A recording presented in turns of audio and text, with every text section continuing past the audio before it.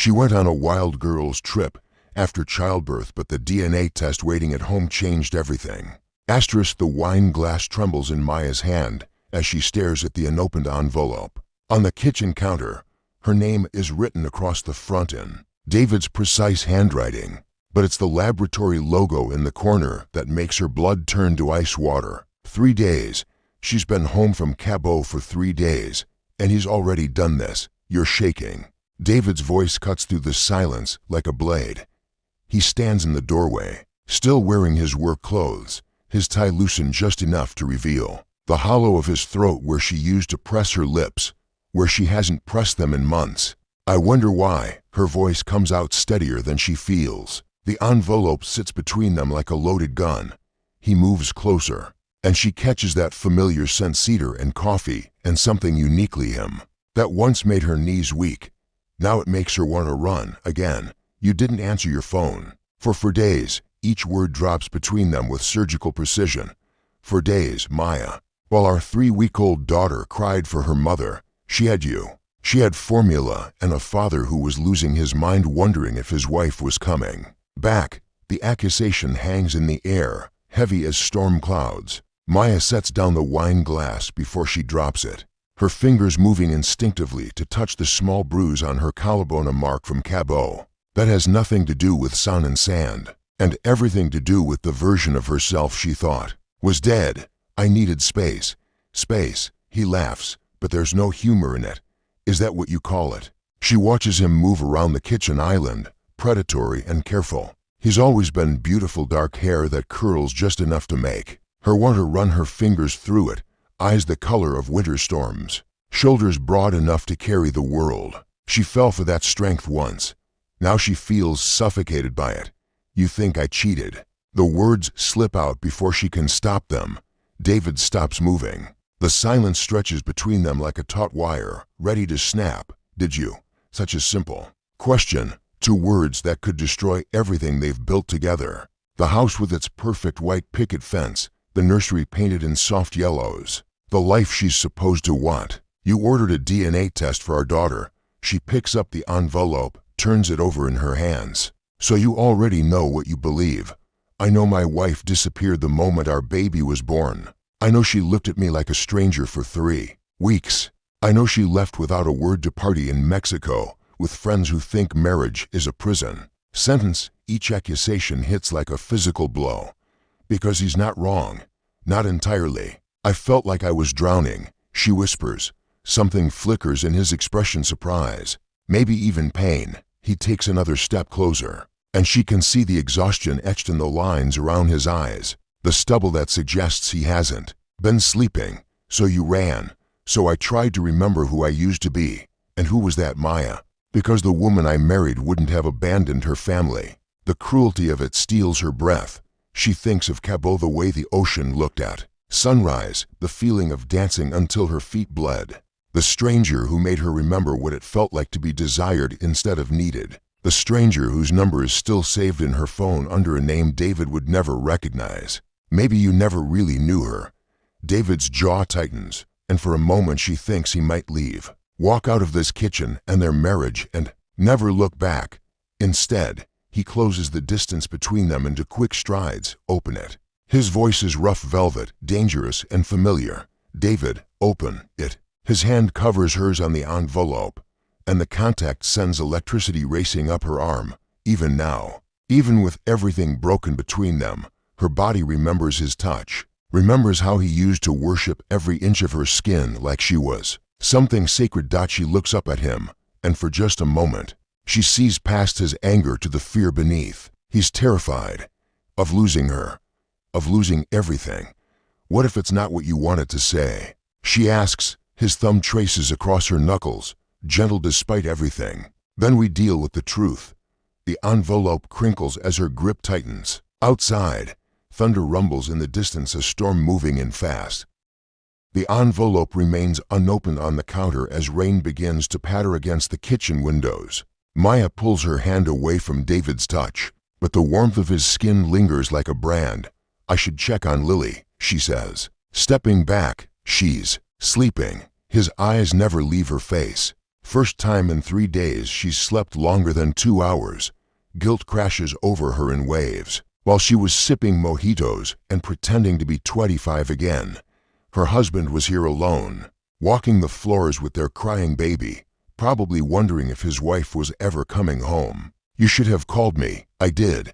12 times. She remembers seeing his name on her phone screen. Remembers the way her stomach twisted each time she declined the call. In Cabo, surrounded by her single friends and the intoxicating possibility of being someone else. Those calls felt like chains. Now they feel like lifelines she cut herself. The first night. David continues, his voice dropping to that low register that used to make her shiver. "I thought maybe you just needed to blow off steam. Get drunk with the girls, complain about sleep deprivation and stretch marks." He moves to the window, stares out at the storm gathering strength. Lightning illuminates his profile, sharp cheekbones, the strong line of his jaw, lips she's kissed 1,000 times. The second night, I started to worry. Called Rachel, but she was too drunk to talk coherently. Called Emma, got voicemail. Maya's pulse quickens. She thinks of Emma. Wild, beautiful Emma, who's been married 3 times and swears she's done with men. Emma, who spotted the handsome stranger at the beach bar first, but stepped aside with a knowing smile when his attention fixed on Maya. The third night, David turns back to her, and there's something dangerous in his expression now. I called the hotel directly. Her blood turns cold. "David, they told me there was no Maya Sullivan registered, no reservation, nothing." The lie catches in her throat. She'd registered under her maiden name Maya Chen, like she was single again, like the past 5 years had never happened. But there was a Maya Chen. His smile is sharp enough to cut glass. Maya Chen in the Ocean View suite. Maya Chen, who charged $300 in room service. Maya Chen, who was seen at the pool bar every night with a different man. It wasn't. She stops herself. Because it was. Not the way he's implying, but she did flirt, did dance with strangers, did let a man named Marcus buy her drinks and tell her she was beautiful, while his hand rested on the small of her back. Wasn't what Maya. The way he says her name, like a prayer and a curse wrapped together, makes her stomach flip. He's closer now, close enough that she can see the storm in his gray eyes, can smell his cologne mixed with exhaustion and fury. "You want to know what I did while you were playing single in paradise?" His voice is barely above a whisper, but it fills the space between them like thunder. "I held our daughter while she screamed for you. I walked the floors until my feet bled. I wondered if I'd married a stranger." Each word is a knife between her ribs. "David, please, I wondered if I'd been fool enough to fall in love with someone who could walk away from her own child without looking back." "I look back," she breathes. "God, David, I look back every second. But you didn't come home.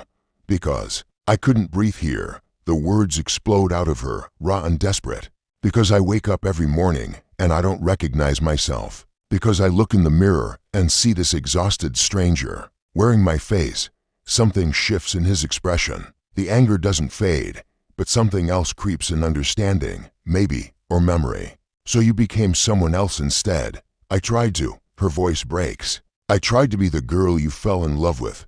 The girl I fell in love with wouldn't have needed to run away to remember who she was." The words hit like a physical blow. But before she can respond, he's moving closer, backing her against the counter until the marble edge digs into her lower back. "Tell me about him, David. Tell me about the man who made you forget you had a husband and child waiting at home." His hands flatten against the counter on either side of her, caging her in. This close, she can see the flecks of gold in his gray eyes, can feel the heat radiating from his body. "There's nothing to tell, liar." The word is silk and steel. "You're wearing guilt like perfume, Maya. It's written all over your face." Her breathing quickens as the storm outside mirrors the one building between them. Lightning flashes, illuminating the kitchen in stark white light. And in that moment she sees everything clearly, the pain in his eyes, the love fighting with fury, the fear that he might lose her forever. "The envelope," she whispers. His smile is sharp and beautiful and terrible. "The envelope can wait." David's hands don't move from the counter, but somehow the space between them feels charged, electric, like the storm raging outside. Maya's heart pounds against her ribs as she stares up at him, trapped between his body and the cold marble. You want to know about Cabo? Her voice comes out breathier than she intends. His jaw tightens. Tell me. The first night, I sat in my hotel room and cried for 2 hours. The confession tumbles out before she can stop it. I called room service and ordered champagne, thinking I'd feel free and wild and young again. Instead, I felt like I was betraying everything I am. Something flickers in his eyes, surprise, maybe relief, but he doesn't move away. The second night, the girls dragged me to this beach bar, said I needed to remember how to have fun. She swallows hard, remembering the music, the laughter, the way the ocean looked under the stars. There was this man, Marcus. David's hands curl into fists against the counter, but his voice remains steady. Go on. He was charming, funny. He told me I had sad eyes and asked if he could buy me a drink to fix that. Heat creeps up her neck as she remembers Marcus's easy smile, the way he looked at her like she was fascinating instead of exhausted. I said yes. Of course you did. The words are bitter, but there's pain underneath. He didn't know about you, about Lily. I was just Maya, not someone's wife or someone's mother, just Maya. David leans closer, his breath warm against her cheek. And you like that? God help me, yes. The admission feels like stepping off a cliff. I liked the way he looked at me, the way he made me laugh.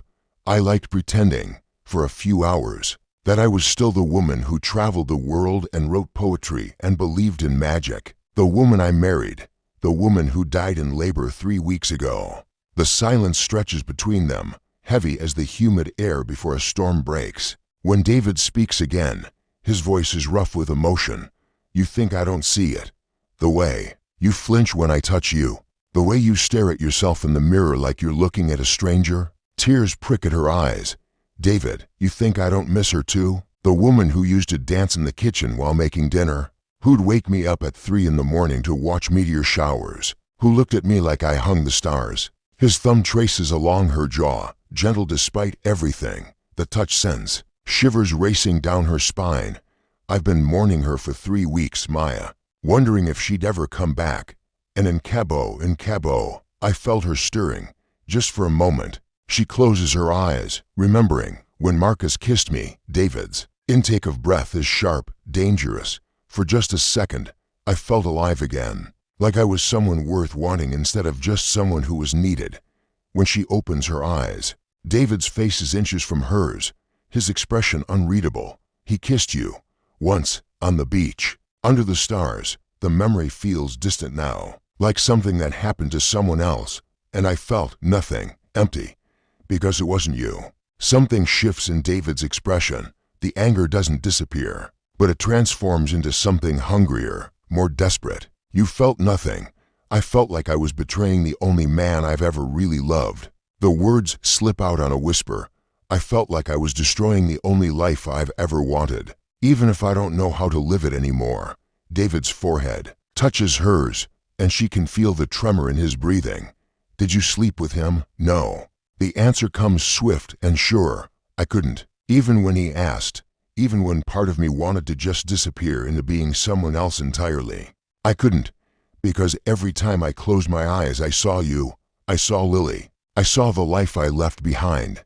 His hand slides into her hair, tilting her face up to meet his gaze. But you stayed another day. I was scared to come home, scared you'd look at me and see that I'd thought about it, that I'd wanted to be someone else. Even for a night, I do see it. His thumb brushes across her lower lip and her breath catches.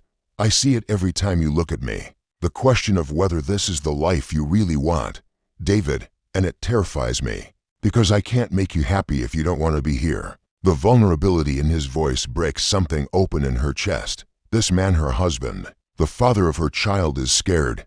Scared of losing her. Scared she'll run again. Scared he's not enough to make her want to stay. Before she can think, before she can second-guess herself, she rises on her toes and kisses him. It's soft at first, tentative, like they're strangers learning each other. But then his arms come around her, pulling her against him, and the kiss deepens into something desperate and hungry and full of everything they haven't said. When they break apart, both breathing hard, The envelope still sits unopened on the counter, but for the first time in weeks, Maya feels like she might be home. The kiss lingers between them like smoke, and Maya can taste the storm on David's lips, wild and electric and dangerous. His hands frame her face, thumbs tracing her cheekbones as if he's memorizing her all over again. Maya.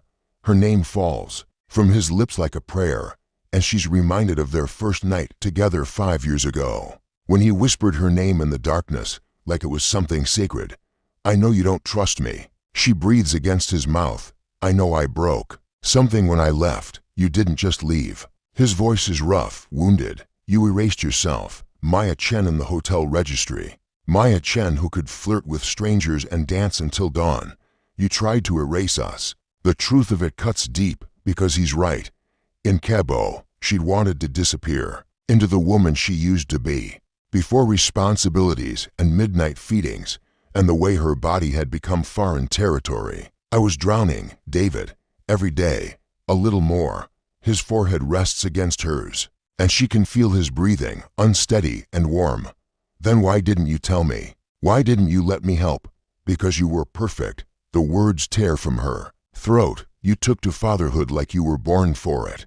You never complained about the sleepless nights or the crying or the way I couldn't be what you needed. What I needed. His laugh is bitter. Maya, what I needed was my wife. Not some perfect mother, not some fantasy, just you, messy and tired and human. The rain pounds harder against the windows now, and lightning illuminates the kitchen in stark relief. In that flash of light, she sees him clearly, the exhaustion etched around his eyes, the stubble that says he's been too worried to shave, the way his shirt is wrinkled from holding their daughter. For hours, the DNA test, she whispers, and his hands still on her face. I was angry, hurt. I thought. He swallows hard. I thought if you could disappear so completely, maybe everything I believed about us was a lie. And now his thumb traces her lower lip, and the simple touch sends heat spiraling through her. Now I know you're here. You came home, to me. I came home to this. She gestures toward the envelope, but David catches her hand, presses it flat against his chest where his heart pounds beneath her palm. This is us, Maya. Whatever that paper says, whatever mistakes we've made, this is real. She can feel his heartbeat, strong and steady, and for a moment she remembers why she fell in love with him. The way he made her feel safe and wild at the same time. The way he looked at her like she was the answer to every question he'd never thought to ask. What if the test? What if it doesn't matter? His voice drops to that low, intimate register that used to make her knees weak. What if I already know she's mine, because she has your stubborn streak and my insomnia? Despite everything, Maya finds herself smiling. She does hate to sleep, just like her mother used to. His hands slide down her arms, and she shivers at the contact. Remember how you'd keep me up talking about everything and nothing, your dreams, your fears, that story you were writing about the woman who could speak to storms? The memory hits her like a physical blow. She'd forgotten about the story, about the way words used to flow from her fingers like magic, about the woman she was before motherhood rewrote her entirely.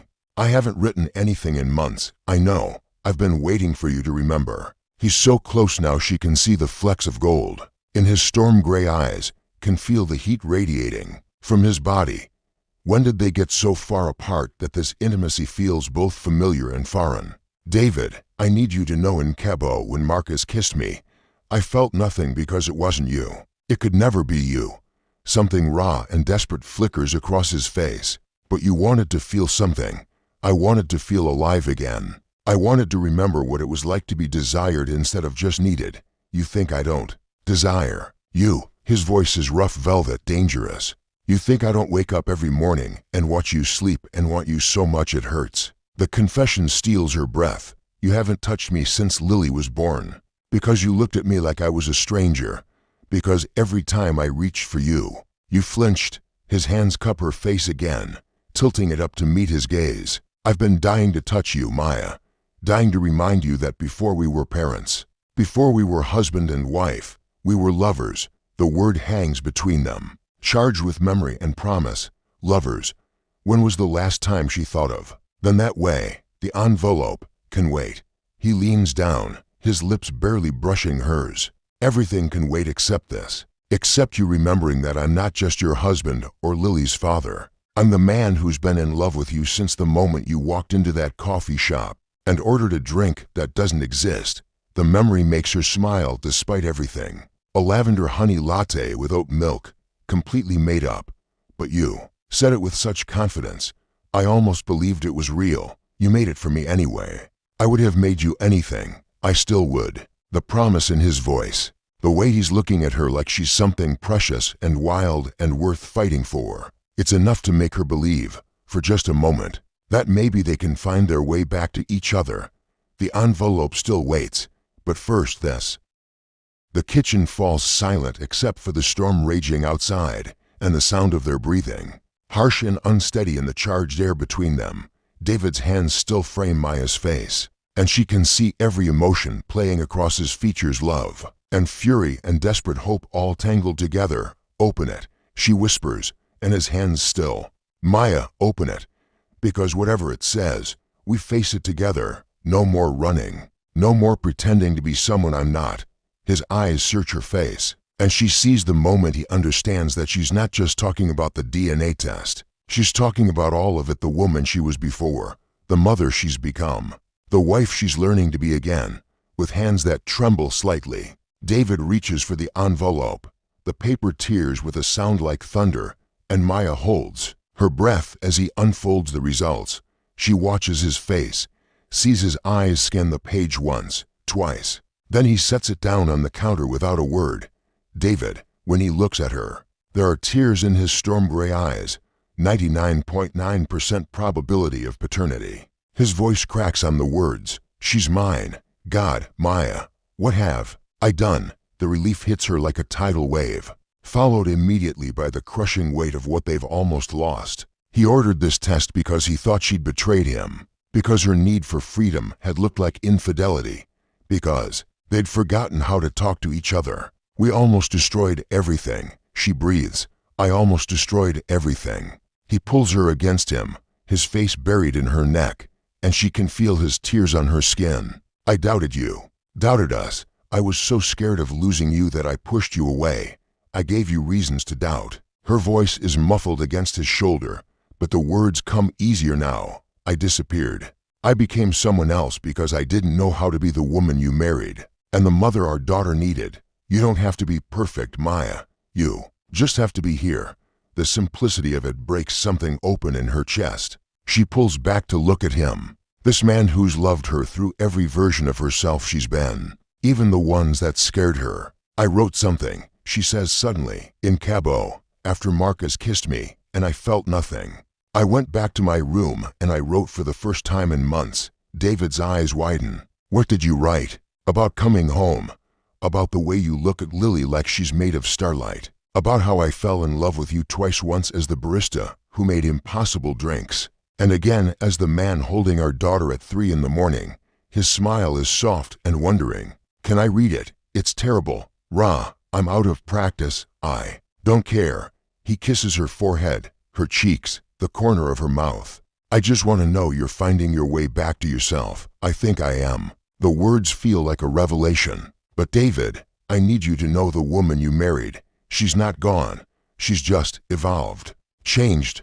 I'm not the same person I was before Lily, and I can't pretend to be. I don't want you to pretend. His hands slide into her hair, tilting, her face up to meet his gaze. I want to fall in love with every version of you.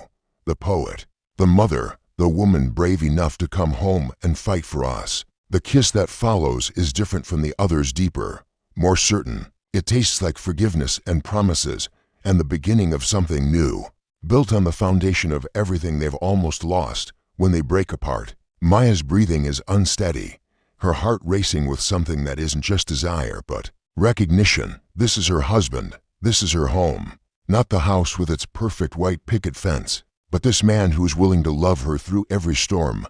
I need to see her, Maya whispers. Lily, I need to hold my daughter. David's smile is radiant. She's been waiting for you. They walk upstairs together, hands intertwined, past the framed photos of their wedding day and the life they've built in the nursery. Lily sleeps in her crib, tiny fists curled against her cheeks, dark hair already showing signs of David's. Curled up, Maya lifts her daughter carefully, breathes in that perfect baby scent that she'd tried so hard to escape. Lily stirs, opens eyes that are unmistakably David's storm gray, and for the first time since coming home, Maya feels the fierce love that had terrified her with its intensity. "Hello, beautiful girl," she whispers. Mama's home. David's arm comes around them both, and they stand there in the soft lamplight of family, learning to be whole again. Outside, the storm passes, leaving behind the clean scent of rain and the promise of clear skies. The DNA test lies forgotten on the kitchen counter, no longer a weapon, but simply paper. The real test was never about genetics. It was about coming home to yourself, to love, to the messy, beautiful truth of the life you've chosen. And Maya has finally, gloriously passed